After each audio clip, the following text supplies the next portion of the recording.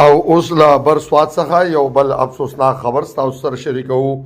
د برسوات مټي تحصیل جانا سیمه کې د دوو ډلو ترمنځ د ډزو په نتیجه کې یو ځوان حسن علي ولد پیروز خان خپل ژوند د لاس ورکړی. پولیسو مقدمه درج کړې او لا نورې پلټنې دوام لري. د یادې پیښې تفصیل اخلو د ګوالرینا د انډس نیوز نتورک همکار وحید خان نوبل نه.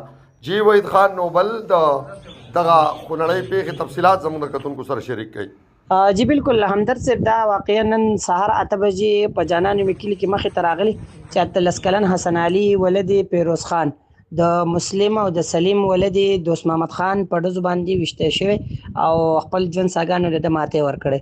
ویل کېږي چې دا دوی مخکینی سره د زمکو تنازعه روانه و چې د هغې په لړ کې دوی نن په یو بل باندې ډزې کړي چې په هغې په نتیجه کې حسن علي خپل ژوند ساګانې چې دي هغې بیللې دي.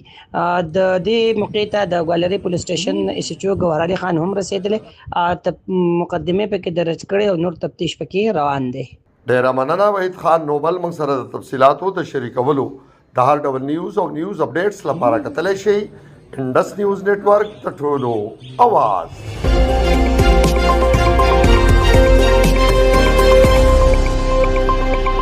Indus news network the Tullu आवाज़.